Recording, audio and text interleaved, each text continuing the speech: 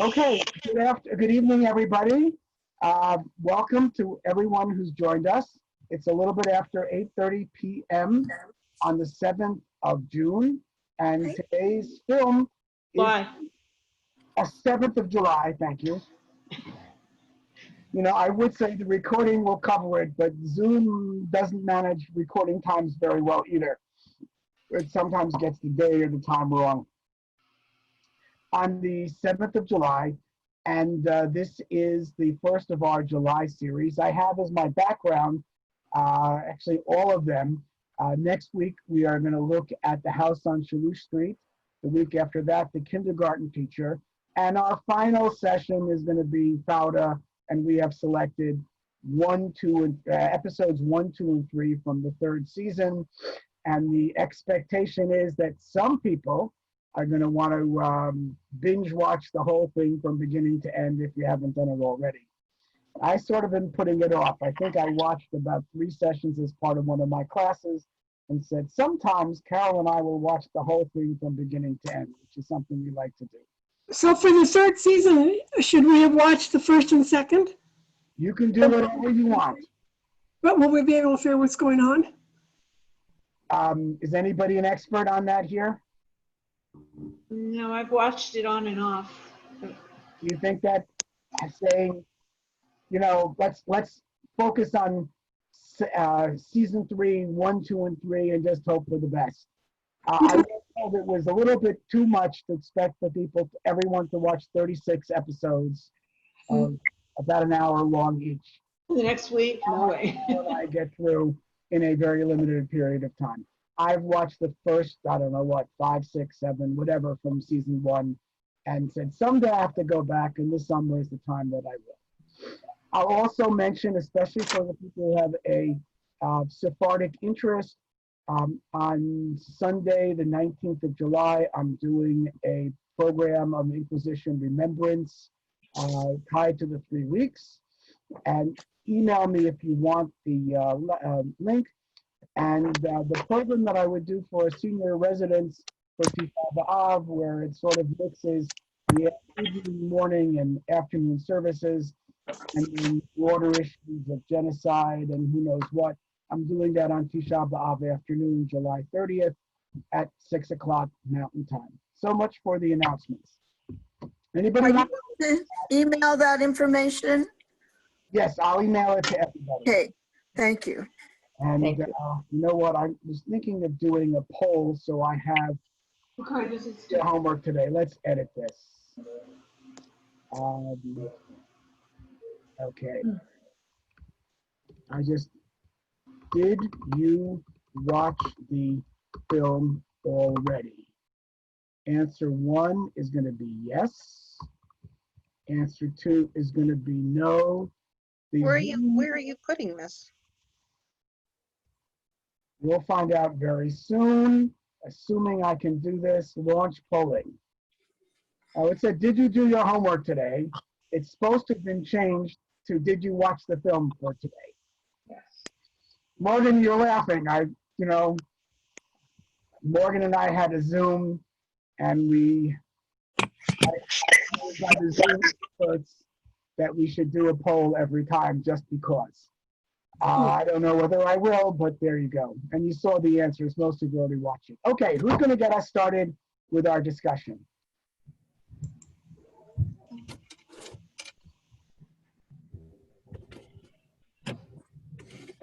Norma, is your husband Daryl around? Yes, he's right here. I was just asking him what he'd like to. Right, so we're going to try to get involved since I didn't. So. Daryl, do you want to share with us anything? Oh, I enjoyed that. I'm sorry, she just handed me the headset, so. Well, go ahead. I'm sorry. I'm sorry to interrupt you. It was an interesting look into Bedouin life, which has always been such a mystery to me, you know, and it was interesting how to see how a lot of the dynamics of the family were very similar to any family, really. And of course, the father you know, was the head of the family for sure, but the mother was also a very strong force. And I was struck by the closeness of the father to his daughter, Layla. I thought that was interesting because I didn't envision those men as being very close like that to the family. That was a misconception, of course. Yeah. Okay. Darrell, did you want to say something? I know that Norma is leaving for a meeting soon, so. Sure, I'll say something. I thought the film was pretty interesting. When I watched it, I saw a couple of things. I don't know a whole lot about Bedouins or their lifestyle or anything, but because at first when I looked at it, I thought it was just a normal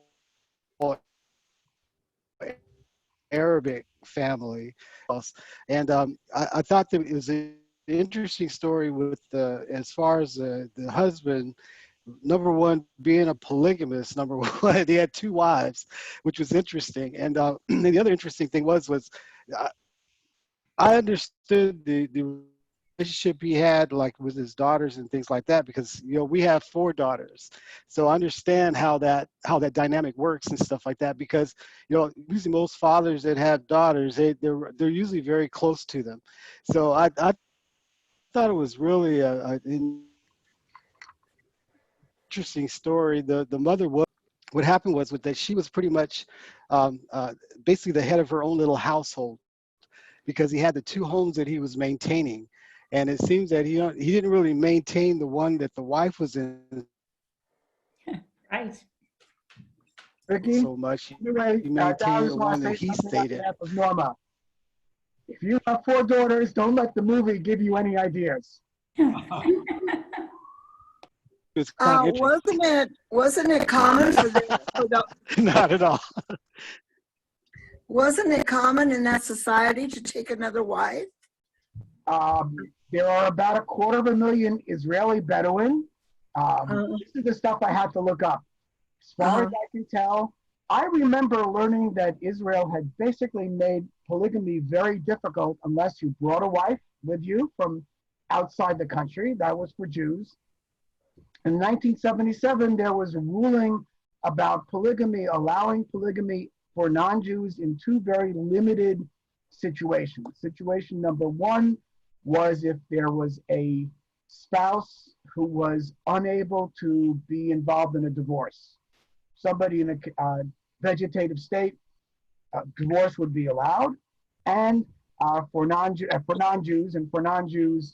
7 years disappearing and presumed dead was considered to be grounds for divorce. The rabbis don't like this, so neither of those things apply to Jews.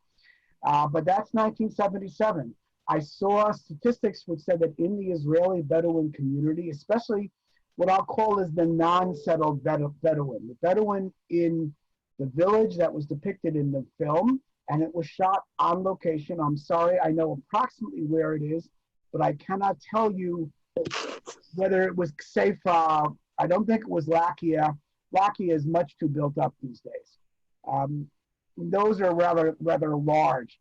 But there are Bedouin shack cities all along the road that goes from from Beersheba to the Dead Sea.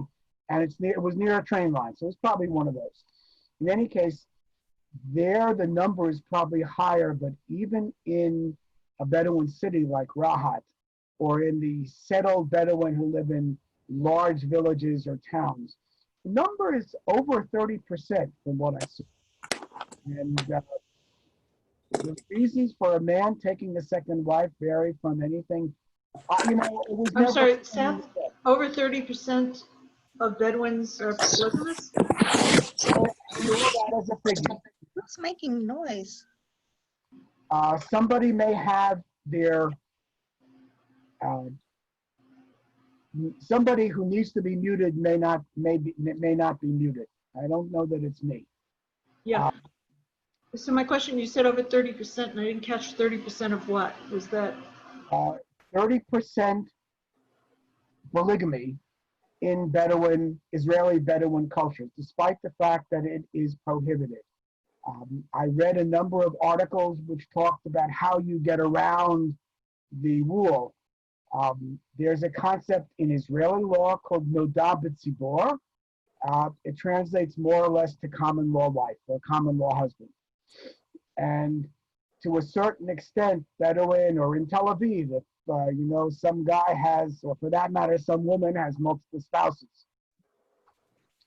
there is a certain amount of protection for the non-official spouses through noda b'tzibor. Their relationship is well known in the community. It functions like a common law wife.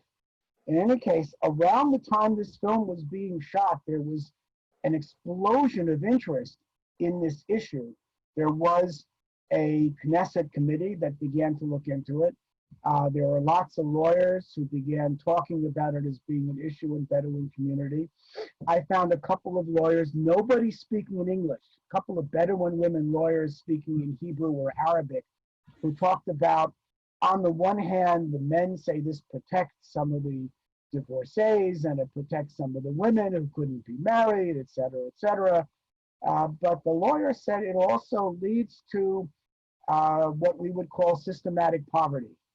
It impoverishes the entire community there. And this is something that the world needs to, at least the Israeli world needs to be stronger in its rejection of it. So I have a question. He kept saying it's something he had to do. That he had to marry this person, and the daughter should understand that it was something he had to do. Did he do it for? Was he paid to marry the person? And did he get paid when he married his daughter off to someone? I think the reason why, can you hear me? Yeah. The reason why he had to is because he had 4 daughters. And it's a matter of honor to have sons. And clearly his wife wasn't giving him sons. Of course, it has to do with him. And That's the irrelevant. character is 42 years old. It's not clear how much longer she had to give him sons. Yeah. The other thing is, I know that the Bedouin population has the highest birth rate in the world. I'm going to tell you, when I had my daughter, I had a roommate in the hospital in those days, and she was hysterical, crying the whole couple of days we were there, and I kept saying, "What's the matter?" And she finally said, "You don't understand. George Sr. wants a George Jr. We have Georgina, we have Georgette, we have Georgia, and this was her 4th girl, and he says he's going to go right after it again. And it was a 4th C-section. She was going to have another baby to get that George Jr. And this was an Anglo-educated, not Bedouin type of environment. So there are people like that. It's their manhood to make the boy. Why did he have to leave his first wife in poverty? Why didn't he still support her? If he's a polygamist, it means he's still married to both of them. So I'm not sure why he had to do that. Did he leave his first wife in poverty? Like, what was the time frame of this movie? It seemed to take place. Did it take place over no more than just like a couple of days? Like no more than a couple of weeks? It must have been weeks, because the electricity went out, and they had to wash everything and hang everything by hand. But she didn't have money to buy food, and the daughter didn't have money to buy food for her sisters. Right, but I mean the impression that I got is if it was happening over just a couple of days, it was just he had put everything into his new wife. Which so I guess wondering if you're asking, like, did he leave them in poverty long term, or just like, was it like just a short term thing where he was just putting everything into his new wife before he then, I don't know, transitioned back to But then he banished his wife. splitting less between both? Jeff, he banished his wife. Mm-hmm. But he didn't intend to at the beginning. Right, So right. That wasn't the plan. Yeah, no, I think, Jeffrey, you're right. You get a picture of a guy who takes himself very seriously in his honor, but he doesn't deserve it. He's a screw up. you know, the generator was lousy. He didn't leave them in poverty. He was focused on getting this new wife. And his first wife is obligated to make the wedding for the second wife. It's so humiliating. And then, you know, so, it's my second wife and she's young and I need to have a nicer house and I need to have stuff. And meanwhile, the girls are going hungry. Well, I don't think that was his intention, because I think that the first wife didn't tell him about the generator, because he said, why didn't you tell me about the generator? And she said, well, I tried to fix it or something, but he wasn't around. He was gone. I know, but I'm just saying that I don't think it was his intention to leave her in poverty or whatever, in that sense. And I think that when it was after the mother was gone that you know, she went over for the food, and then when they had the argument, she just threw the food on the floor and just took off. Took the kids to her grandparents' house. But I don't know if there's a dowry situation or whatever, but the second wife might have had a lot of dowry that she brought to the marriage and had all that nice stuff. He did. But I didn't understand at the store, or well, not at the store, when Layla went to get some food, and she said, well, then you'll end up like me. So I didn't get what that meant. I had a question about that too. One at a time. Who's going to speak? Jody, I saw you begin to respond. So, I don't know the answer. okay, so the disadvantage of the second woman is that she's the second wife. So she's subordinate to the first wife. And if what she says to the daughter is, you can do this, you can get married so you don't end up being someone's second wife. Mm-hmm. Yeah, that was the advantage of her getting married so young, I think, is that she's going to be someone's first wife. Be the first wife. And boy, is she going to make him miserable. Yeah. Question, do they have a system like concubines, the way they do in the Bible? I wound up reading an awful lot of first-person accounts and, you know, news articles and whatnot.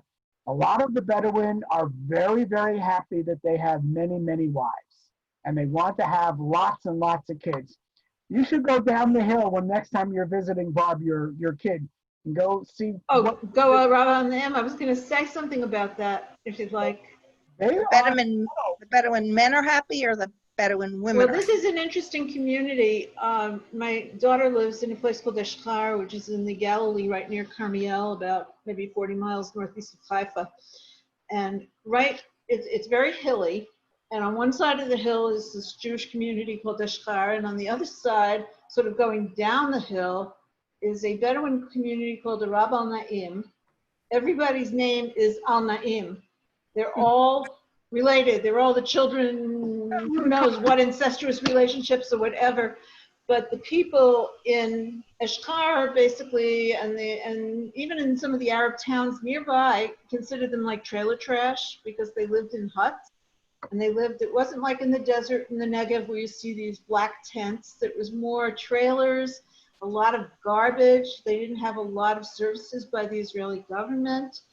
And most of them that we would see on the common road would be herding sheep and goats. The young kids would be taking their goats for a walk down the road, and you had to wait until the goats passed.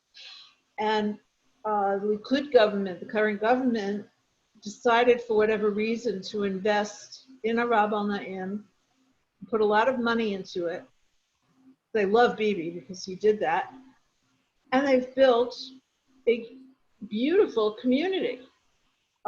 Multi-story homes, schools. They have a shopping village now. They have a shopping center.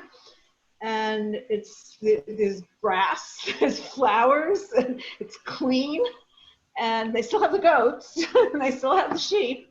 But it's like a whole town, and their kids are going to school. And it's like raising their standard of living like 1,000 times over. We also have passed, you mentioned Rahat. We've passed the town of Rahat on the way down to Beersheba, and it's a Bedouin town. And what we saw, very nice houses, and then they'd have the tent in the backyard. and the satellite dish would be on the tent. So it's like we want to live in the tent because that's what our ancestors did, but we also want the niceties of our house. So we'll have a little of both. We had come across that in Mayan civilization, also in Mexico, where there was a hurricane that had wiped out a couple of these Mayan thatched villages, and the government said, we're going to build them real houses. So they built the real houses, and then they carried the wires over to the new thatched house, and they're living in the thatched house, but have the power coming into the regular house. So it's a mixture of cultures, but we've met, I did a Hadassah tour it's already about close to 20 years ago. And we met a Bedouin lawyer in the Negev. He was actually on the border of Gaza at the time and was explaining to us some of the policies that Israel was using when it would go into Gaza to follow legal standards. And a lot of the questions were about him. How did his family feel that he, as an Arab, had joined the Israeli army and was in a high position? I don't know, see, he wasn't a general, but maybe a major. He was really way up there. Plus, he was a lawyer. And he said it's very mixed. In some places, they're very sympathetic to the Palestinians. But in some places, they don't want anything to do with the Palestinians. They're very proud of being Bedouins. And they're very proud of their own culture, and they consider themselves, yes, they're Muslim, but they're much more into it's their culture that is what's dominating. And the southern Bedouins are not quite the same as the northern Bedouins. So there's lots of different, cultural differences. When I was there, I saw Bedouin communities just like the one in the movie. And the tour guide said they were like the eyes and ears of Israel because they swept the sand clean every night, and then they could see the footprints that came over. Mm-hmm. Yeah. Yeah, but my son has been guarding in the Negev. My grandson is a soldier, and he said, yeah, but they don't mind coming by. They're very stealthy, and they don't mind coming by because they know where they can pick up some guns, and they can pick up some food, and they can pick up, radios and things and cover their tracks very well. So a lot of the guarding they were doing was not somebody coming over the border. It was mostly watching for Bedouins. And so why did the daughter choose to get married? She sobbed in the tunnel on her way to get married. Why did she choose to do that? I thought that was incredible. My impression of it was when she was in the tunnel, she was actually going to meet the boyfriend. I thought so too. Yeah, but then she's realizing if she meets the boyfriend, she's utterly cut off from her family forever. And her mother will be cut off from the daughters, the siblings. Like her whole family would be all totally messed up. And so she made this sacrifice to tell her dad, okay, I'll marry this dude that you got me, matched with, but on the condition that you take back the mother and the daughters. Yeah. So she made this sacrifice. She's going to give that guy a really hard time. Mm-hmm. And, it's just talk about it. To me, the film is all about patriarchy and how cruel it is. Ridiculous. Not ridiculous. He's so not worthy of respect. And that's, and when the father said when she says, act like a man, mm-hmm. and he says, oh, you now give me no choice. Mm-hmm. Right. He's the only one that has heard that insult. He's the only one. It's not like she shamed him in front of the population. But he has to banish her. The sister, the younger sister who wore trousers the whole time, she was the last one I remember seeing, and she was watching the marriage. Right. Mm-hmm. And it's like that's what it's going to happen to her. Same thing. Mm-hmm. She was just so innocent. Expectations, and then the character's name was Tasneem. The filmmaker made a short film about 6 years before this one that was called Tasneem, which had a character very much like the Tasneem of this film. And I think the actress had the same family name. That could have meant the sister, it could have meant somebody from the tribe, it could have, who knows what. Yeah, you don't know. And it was not the same story, but it was an idea of a young person who was maybe the hope of having a more modern approach. Or, we ask ourselves, and I think it's important for us to ask ourselves, is the filmmaker thinking that the sisters of the young people today are going to change things? Or the sisters are going to find in 6 years they're going to be married off to and they're not going to have a choice?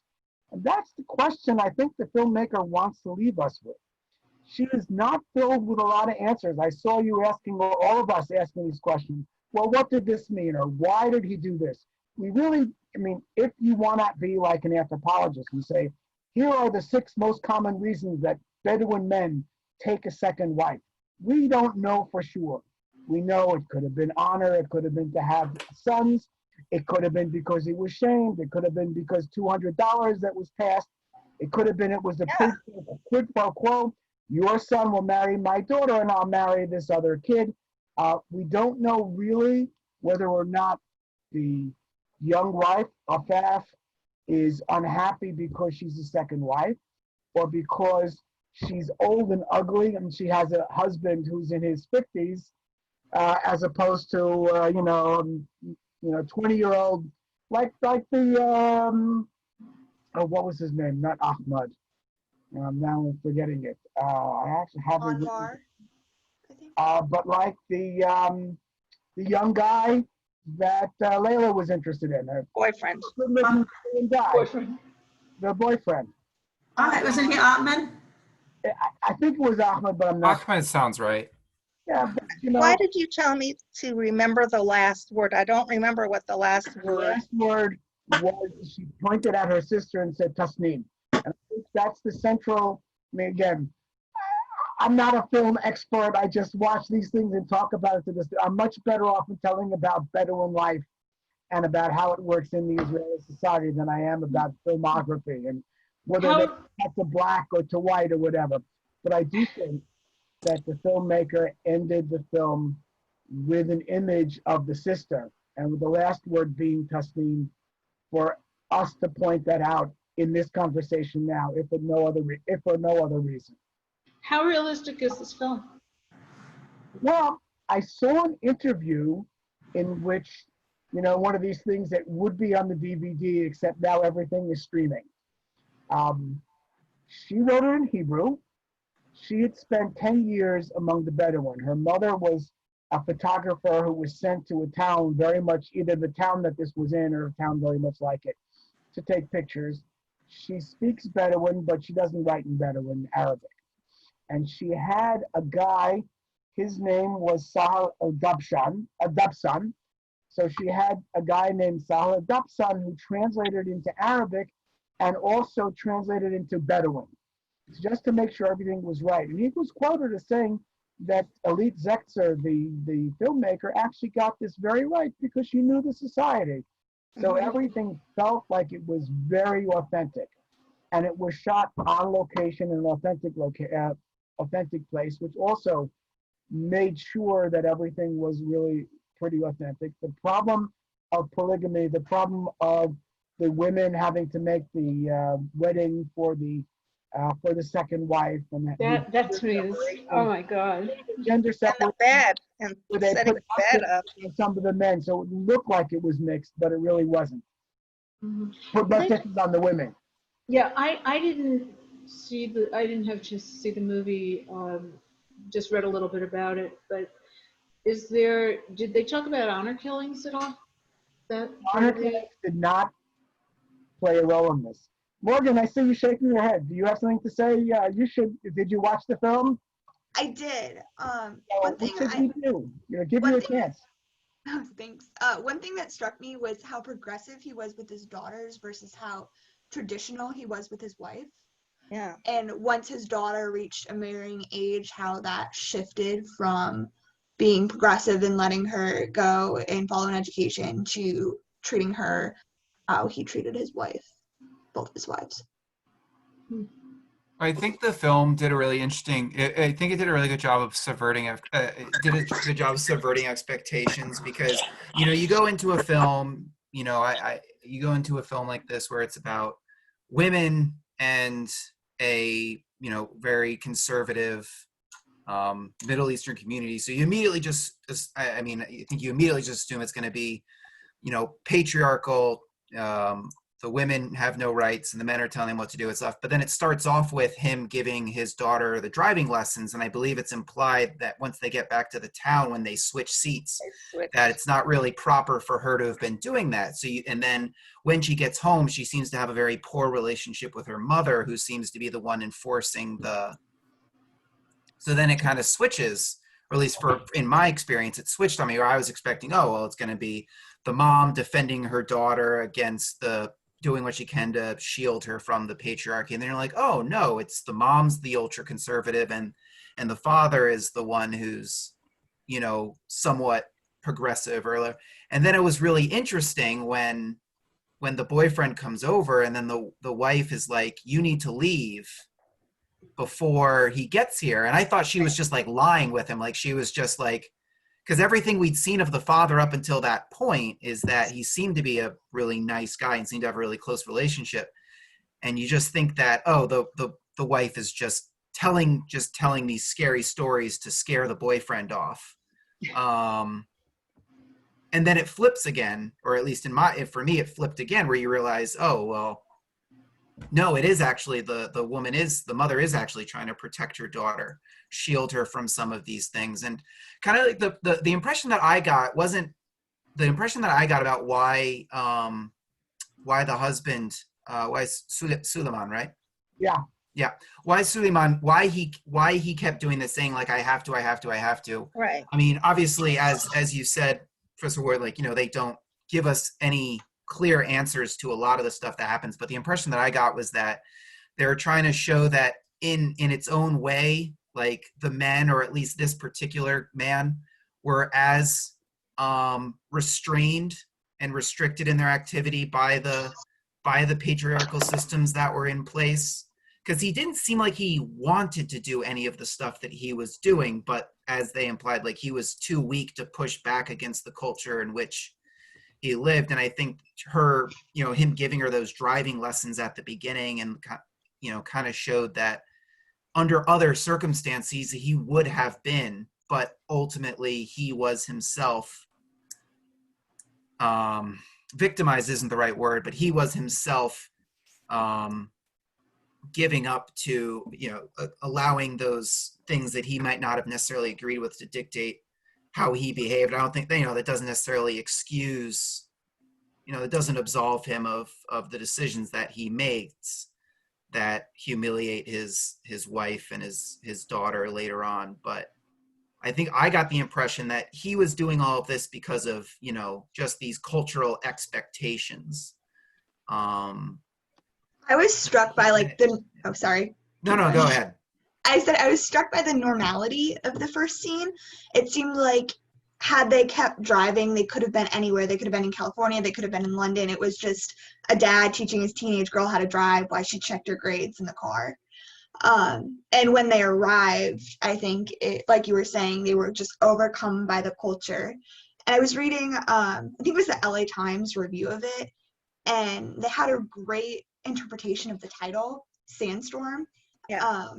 And they likened the culture to sand, and Sandstorm kind of blinds everybody. So it hurts the women in the society. The patriarchy hurts the women in the society just as much as it damages the men in the society by this idea of I have to.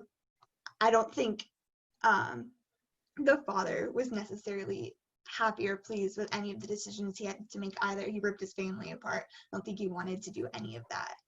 But this idea of what their culture has to be tore both of them apart equally, I think. I like your interpretation or their interpretation, but I don't think it was equal. I think it damaged the women much more than the men. I read that review. It was a really good review. But I agree with Claudia, far more. I mean, he could get up and go at night. Look at the clothes he can wear and what they're wearing. I mean, women support patriarchy, and the mother supported the system quite a bit. I think she only did that for the sake of the safety of her children, though. It seemed to me like when the boyfriend arrived that everything switched because you saw that she wasn't being conservative or traditional because that's what she believed in. She was doing it because that's how she kept her family together and how she kept her family safe. At least was my I agree. It was going to keep them safe, but she knew it would never be accepted. It was such a great sin. The daughter was not going to get away with it. And so, yeah, she's protecting her daughter. Like, open your eyes. Look at the world you're in. This is In the a world. sense, I think he was protecting his daughter too when he decided to marry off to Munir, because, it would have been scandalous otherwise with this young guy, and I don't think he would have done the whole Munir marriage proposal if it hadn't been for the boyfriend showing up in the first place. I think I had something to add about, there were a couple things I wanted to add. One was that I was really angry because what did the father expect? He let her go off to school. He's giving her driving lessons, and I have a more, I guess I was very sad with the ending until I realized that that's the way change happens, that the daughter was probably making inroads to maybe her younger sister going the next step and being able to push the envelope just even a little bit more, because it already had been pushed by her by going away to school and all of that. The one scene that I felt a little set up in was when the boyfriend and the father were having tea. And I was hoping that there was some resolution, that he would say, well, you're a nice guy and I know you care about my daughter, so let me see what I can do. I'll talk to the elders and see what I can, but that didn't happen. And I guess that was just totally unrealistic, wishful thinking. But I really hope that as each generation goes, that's the way change seems to happen, that, the real Orthodox and conservatives somehow are moved. Like when we saw the movie Unorthodox, it was the same kind of thing. I mean, she pushed and pushed and pushed and finally left the culture because that was the only way she could make. Yeah. But I have to wonder if that wasn't also part of what was happening here, was that the mother's position was a dilemma. I mean, she couldn't win. And even when she was banished, she was, her parents didn't support her. They didn't say anything about, well, the mother said, what do you want? She says, I want my daughters. And she said, the grandmother says, well, then you want to go back. Because that was the only way you were going to get to go and have your daughters, is if you go back. So you have to play the game. You have to play the game. So, I thought the mother was in a no-win situation. And the scene where between the couple, the mother and the father, I thought was kind of touching, because obviously there was love there and there was confusion too about their roles with each other. So I thought it had a lot of nuances in that. Well, I'd love to hear from somebody who has not yet participated. Lisa, do you have anything you want to say? Yeah, I was wondering how, I thought it paralleled Unorthodox in a lot of ways as well. And I was wondering if anybody knows if it's how common or uncommon it is for some of these women or men to leave that culture and go into Israeli society.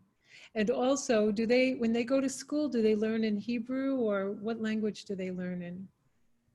Well, there are simple answers to some of these questions.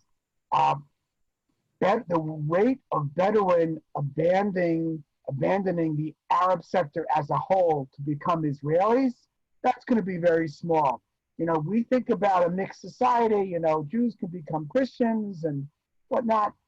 It's not like that in the real world outside the United States and Canada and Northern and Western Europe. Bedouin can become city Bedouin, and they can go into the Israeli. Bedouin generally served as trackers in the Israeli army, and that is how Arab and Naim got where it was. The tracker had used some of his contacts to talk to somebody in Likud, and he said, we serve in the army. We should get some benefits. Thank you very much, and then we'll vote for you. Mm-hmm. And when they got the benefits, they were the the strongest Likud community in the state because of that. Yeah, yeah. But that's because he used their army. They pulled the army card, and they said, "This is the only state we have," and there you go. Tribes are very important. Beth wanted me to point out that there are um, monogamous as well as polygamous Bedouin, and as I said, I think there's 30% of that have the multiple marriages, and that's part of the society. Going outside the tribe, not so very easy. The lady was Layla, and the boyfriend were depicted as studying at Beersheba at Ben Gurion University, and you saw some sites that were on location. Classes there are in Hebrew, unless they're taking Arabic. So presumably whatever they did was in Hebrew. I'll say one thing as an educator, some of us who are teachers know it's very hard for first generation students to do really, really well. I actually thought that one of the takeaways that's very important is that the dad hoped that she would get 90s, but Yes. society is not set up so that first generation students can easily get that level of success. And that's also one of the problems with Bedouins. A lot of the Bedouin women are going to the university. A lot of the Bedouin women are getting degrees in very useful things, teaching, nursing, and whatnot, that are prized in that society. And they're doing it in Hebrew. There are Bedouin lawyers, I think, that we refer to, men and women. And, there it is. Bedouins are leaving those communities and going to the cities like Rahat, or like places like Seifa and Lakia, and now like Arab and Naim and the northern Bedouin that are very settled compared to what they were. I will say one thing, but Carol may remember me saying this. I had students who were Bedouins and students who were settled Arabs. And I would say that their heads are in the modern world, their heads are in Israeli society, but both of their feet are still in the village in ways that And there's still a shepherds, and there's still, there's still that wanderlust, and there's. And it would surprise me no end sometimes with how that thing worked out. Lisa, I hope that answers your question as much as possible. Thank you so much. It was Seth, the reason I had brought up the honor killing, we were in Jordan, we did a dive trip actually, and they had an option of spending a day going from Aqaba to Petra. And our guide was a Bedouin. He was very proud of that. He kept saying, that the society in Jordan, a lot of them are Bedouins, some of them are Palestinian. He said, no, I'm not a Palestinian, I'm Bedouin. And he spoke in English. It was a very mixed group. There were some Jews, there were non-Jews. We were all divers, actually. And we're driving, very knowledgeable. He knew, Jewish history, Christian history, everything that he could tell us about Petra, about the roads, the history of the area, dressed in jeans and a t-shirt and a baseball cap, I think it was a Yankees cap.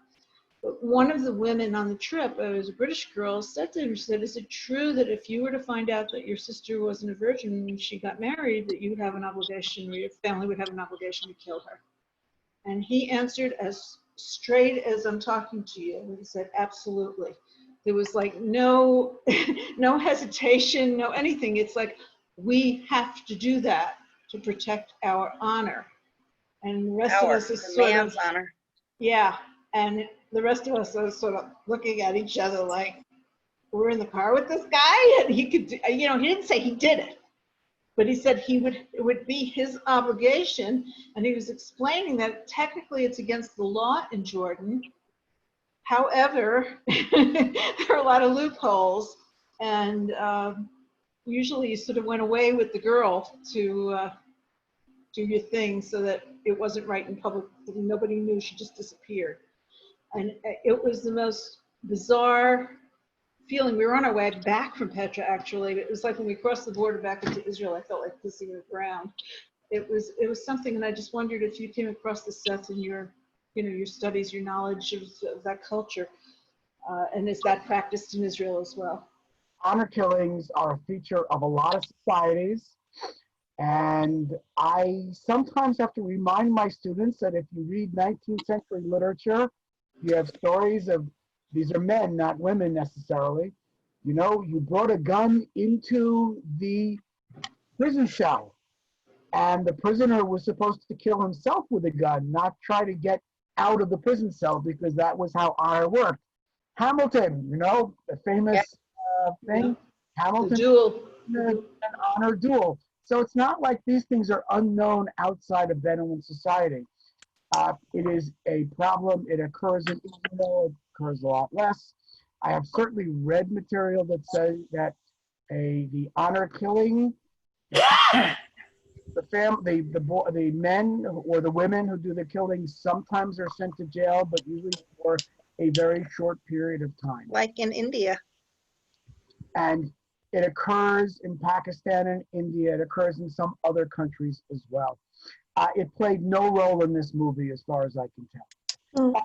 You know, I have a classmate. Oh, Mimi, I just want to bring people who are with us and have not yet spoken. Art had something he wanted to add. Yeah, about the Bedouin culture. How closely is it related to Arabic? Language, music, folklore, etc. The Bedouins would say they are the best representative of the original Arabs. They have their own Bedouin dialect. It is not exactly, it certainly is not classical Arabic. I understand, this is technical language, Art, you may not understand it. I understand Gurnish Magurnish of the Bedouin that was spoken. Very, very little. Occasionally I'll catch a word. Whereas if I hear somebody speaking in standard Arabic or even in Palestinian baladi, urban dialect, I understand quite a bit of it.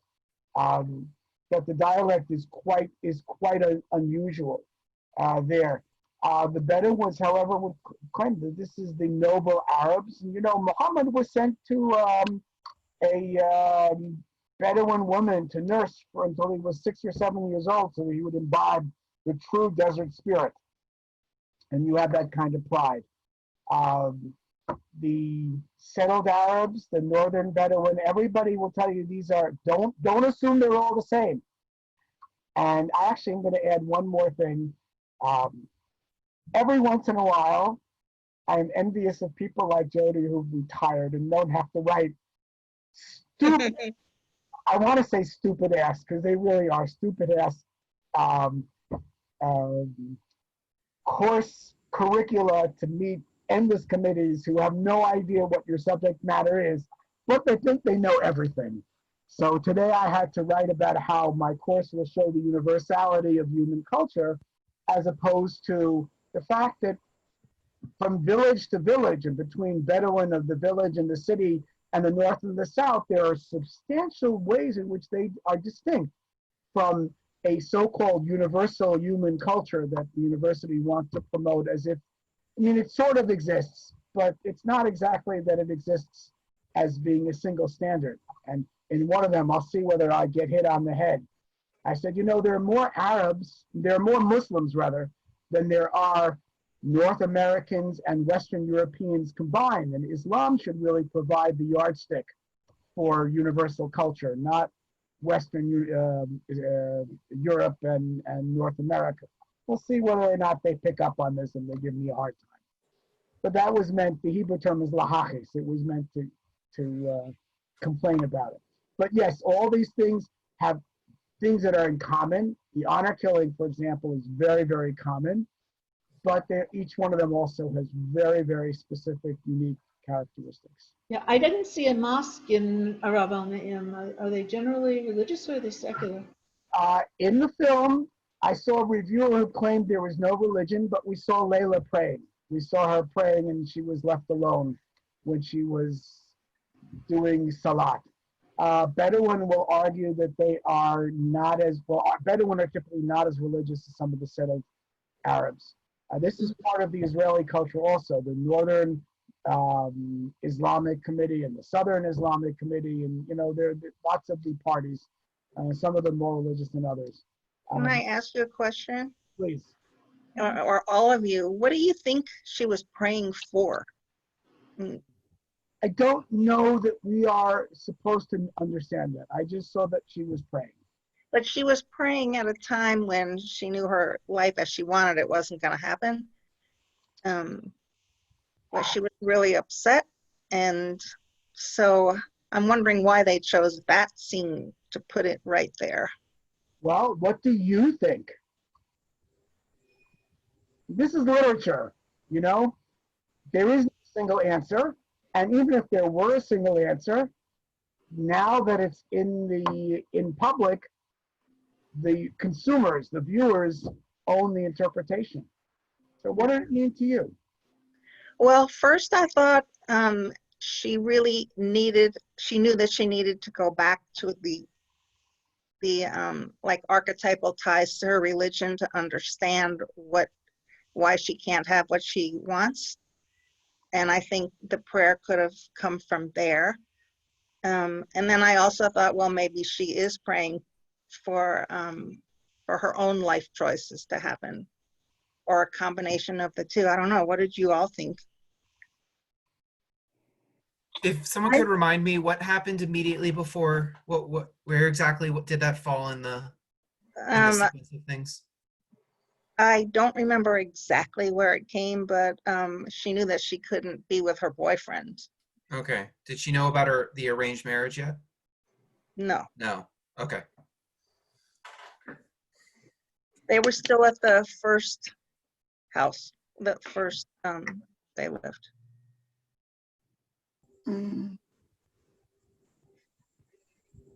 Anybody else have something? I think, well, just in thinking what you asked, of all the characters, she had the most choice. I mean, the father, of course, had choice, but he didn't think he did. The mother mother really didn't have choice. The little girls were little girls. She was at this crossroads. I kept thinking, will you please run away? And then, like, where would you go? You know, but she could have joined the boyfriend's clan, maybe. He wanted to talk to the uncle. Yeah. Really, the uncle is in charge, and the uncle could have given permission, but she, even early on when they were talking on the staircase, you can't do that. You know, it would mean losing her family, and she didn't want to lose her family. That's the cost of abandoning. You're either in one tribe or the other. You can't have it both ways, and she knew that. So she wanted him to be brought into her community.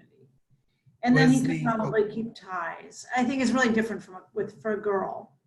Maybe he could keep his foot in both families, but certainly the woman can't, because she's owned by the men.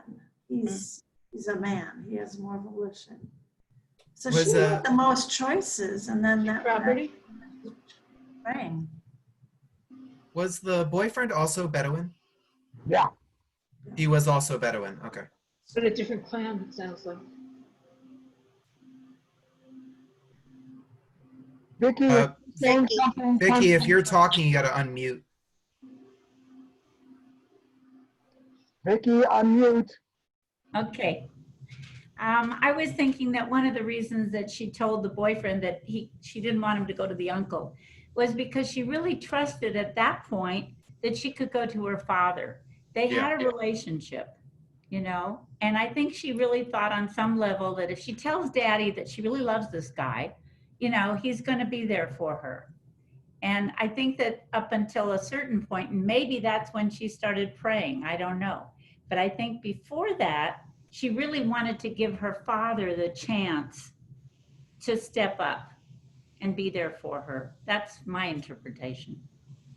Yeah, in the moment where her father, that her father like betrays her, in her view at least,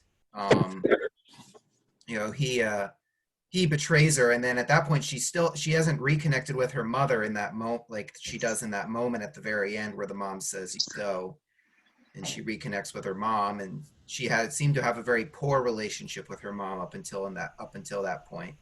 So basically, in that moment, she had lost both of her parents. And then she went back and hugged her mom. Yeah. What do you think her mother's reaction would have been to her coming back?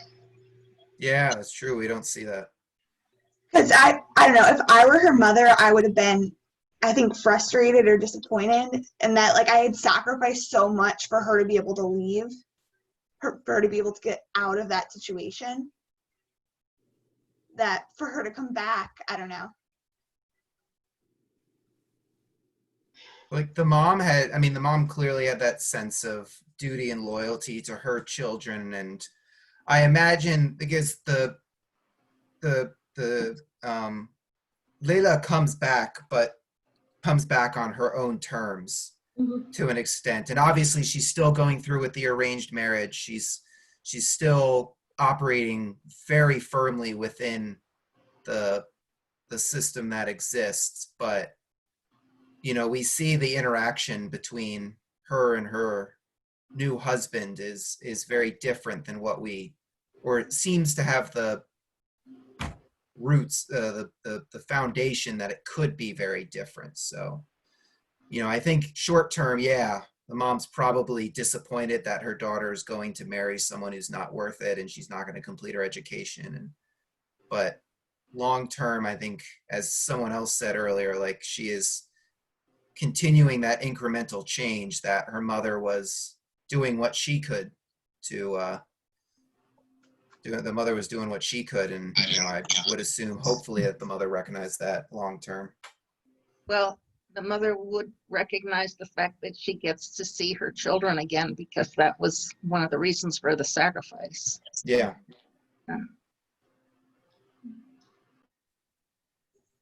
Well, we are coming to around 9:30. Dorothy and Rini, I don't think you've participated at all. Do either of you have something to say? Rini, I'm thrilled to see you here. Have you been with us from June? I might have done, you know, one of the films about basketball in Israel featuring your brother, Rini's brother is I forget the exact title they made, but the Goodwill Ambassador for the State of Israel, and has in fact helped me make contacts for my students going to Israel, among other things. That's very nice. I didn't know. Yeah, I wrote him, you know, surprised. I had a student who was a swimmer, and he expressed an idea. Maybe he could see how Israeli swimmers practice. So I contacted your brother. He put me in touch with one of the director of the swim league of high school or college students or something like that. And my student went to do an hour and a half practice with an Israeli swim team. He had a blast, and I think the world is a better place as a result. Well, that's very nice. Really nice. I'm very, very grateful. Rini's brother was a basketball star who put famously Israeli basketball on the map. Okay, do either Dorothy or Rini, do you have anything you want to say about the film? I don't even know if you can hear me. I hear you. Yes, we can. We can't. You can? Your camera is not. I can. You can hear me? We hear you fine. Okay. I just thought at the end she was looking at her sister saying it's, you know, maybe you can do better a little bit later on, you know, learn from what you hear. And the other thing is she was in command of her new husband. She says, I don't like that person. And she was no way going to let him have, and he was very agreeable to her at that point, but who knew what happened next? Yeah. Seth, what was the last word in the film? I missed what you said it was. Tasneem. What is it? Tasneem is the name of the little sister who's looking through the metal, through the barriers at the Layla character being married. Beth asked a question, how did they find Bedouins who were such good actors? Answer, they didn't. Layla is a settled Arab. I think she is not a settled Bedouin, but an actual settled Arab. I could not find what city they were from, at least in theory. If I knew this stuff better, I could say, well, where are the Ammar and the Asfour families from? The lady, the filmmaker, taught, I think she teaches in Tel Aviv and in Haifa, I'm not sure. But she may have had students. she had tons of auditions. And she told the story that Lamis, the woman who played, the young actress who played the Layla character, auditioned, and the story was quite different. Everybody agreed she was the perfect Layla, and they rewrote the part to make way for the strengths of Lamis. But she had to learn Bedouin Arabic. And this guy, Sal Dabsan, sat and made sure there was a clip of him making almost inconceivable differences between and in terms of the dialect, that she would get it exactly right. That was a learned experience for her. So Beth, that's the answer to your question as far as I can tell. Okay. I have a question. I have a question. Was there any resentment within the Bedouin communities about being portrayed like this? I know. I couldn't find it. You know, Salah Tabsan himself is a Bedouin, and they were very happy. And the story is a very real story. On the other hand, you know, today in this country, we're really upset by things like, you know, can an Israeli filmmaker who's Jewish and lives in, I think, you know, from Herzliya, and she lives in Haifa, and presumably upper middle class, if not upper class location. You know, I don't know where she lives, but she talked about bringing home to her to Haifa in one of the interviews. Can she write an accurate portrayal of Bedouin life in this ramshackle little town in the middle of nowhere, and so on? But her Bedouin expert said it was very accurate, and she lived with them for 10 years off and on. Or, you know, her mother had brought her there as part of the photography project, and she got a degree in this stuff, and she apparently speaks Arabic well enough to communicate with them, just not well enough to write in Arabic. So, you know, that kind of stuff is what you look for. On the other hand, as I said, today we're bent out of shape by these, you know, can a black person write about white culture? Can a white person, you know, write about African-American experiences?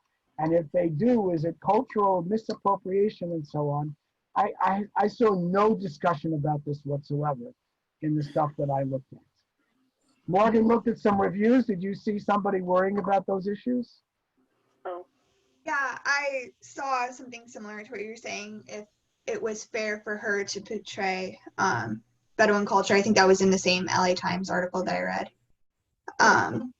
But everything I saw, I agree with you that it was very, and the experts said it was a very accurate portrayal of Bedouin culture. I don't think it's misappropriation if it's done in a respectable, appropriate manner, and people of that community feel that it accurately represents their culture. No matter that's the most important thing, that they're not feeling like they're being exploited or something. No matter what group it is. Yeah. What I saw that I think is relevant is my eyes determining relevance. You have to know this. But I saw an explosion of interest by representatives of the Bedouin communities as well as by non-Bedouins in the question of polygamy, and whether it's a good thing or a bad thing, or whether it keeps Bedouin down, whether it is something that has to be kept up because of tradition, ways found to legalize it and regularize it, or whether it's something that has to be stopped as much as possible because it, as I quoted one of the lawyers said, it is a ticket for structural poverty in reality in the Bedouin communities. And you know, there are people who justify polygamy because women who could not be married are married this way. Women who might have been divorced are not divorced. They would argue that extramarital affairs are down and some of the other issues are down compared to the Israelis and so on. So it's a good thing. On the other hand, I suspect that most scholars today would say that whatever supposed benefits you have of polygamy are outweighed by the downsides that our current society has with polygamy. And it also assumes a pre-modern traditional society that may very well be doomed. I'm going to make a comment on something that Bob said. One of the things I tell my students when they talk to the Bedouin about how they're happy to have the tents in their backyard, say, ask the Bedouin what their kids and what their grandchildren do. And invariably, you'll hear that the Bedouin who moved to Rahat are very happy to have the tent in the backyard. They're also happy to have the television and the grass on the park. Right. Their kids are studying medicine and they're living in downtown London or in downtown Tel Aviv making a good living. Right. And the parents still want to hold on to the old traditions. Yeah, that they want to hold on to the tradition, but they also have this realization that being part of the modern world has advantages. Yeah, you see a lot of satellite dishes on those tents. Right.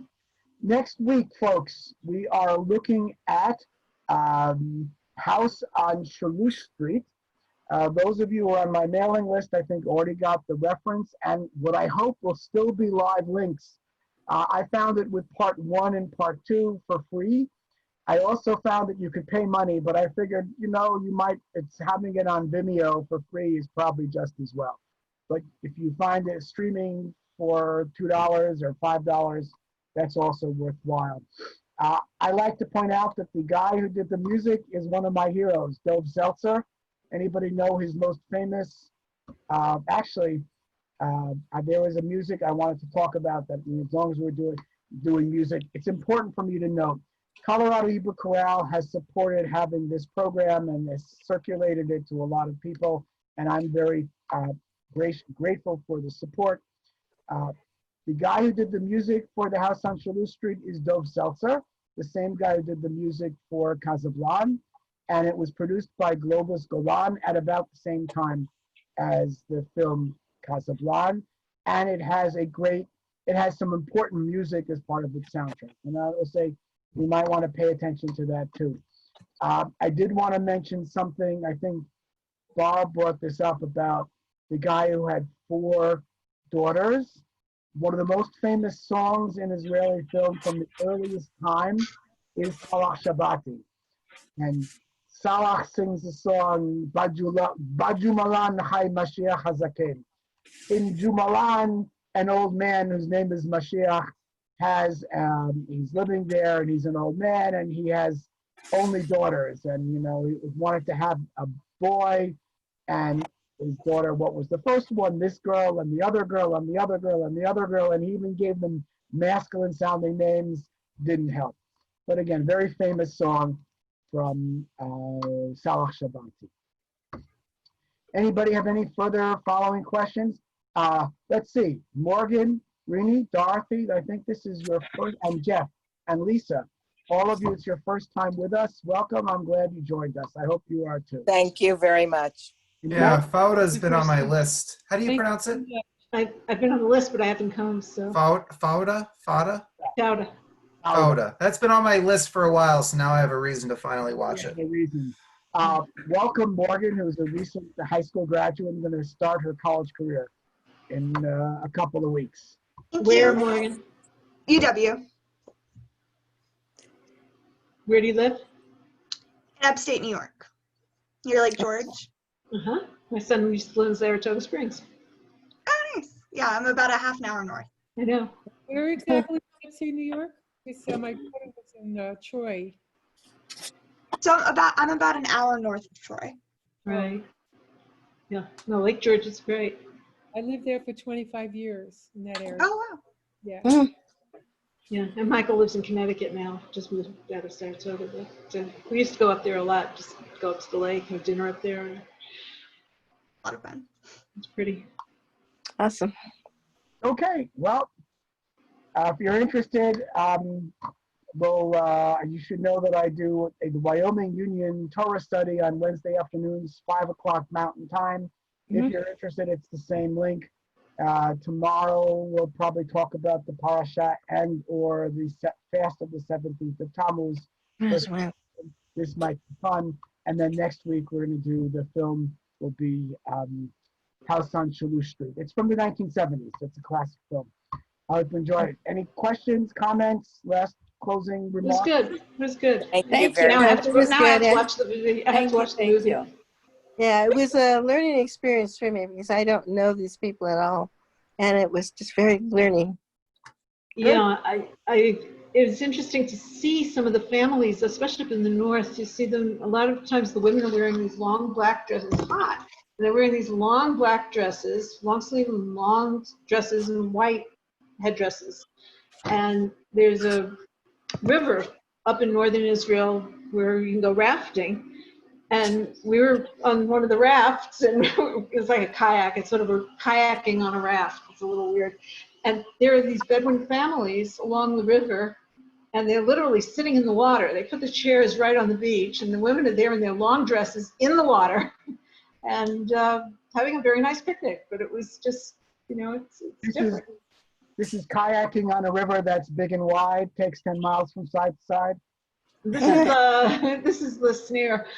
Oh, it's on the Snare, tributary. It's a tributary of the Jordan, but it was up near Hagoshrim, and it was just beautiful. But it was so interesting to watch, and then we'd be waving at us, and it's just, but it's not what you normally would see if you're going down the Grand Canyon or something. You see the clothing and the style. Yeah, despite what you might hear in some of the modern media, Israeli Arabs, Israeli Bedouins are integrated in important ways. They're also not integrated in important ways. Don't let it fool you. There's a hierarchy. They are integrated in important ways in Israeli society, and that goes beyond some of the ways in which one would imagine based on some of the stuff that's there. Israel Bedouin, there are Israeli settled Arabs in the Supreme Court. There are settled Arabs in the Knesset, not only in the Arab parties, in the Likud and in the Labor Party, and I think possibly in the Yair Lapid's party and so on. And you know what happens. I guess that's it for now. Thanks everybody to everybody. Thank you. Thank you. Thank you. Good night, Good night, everybody. Night. Sweet dreams.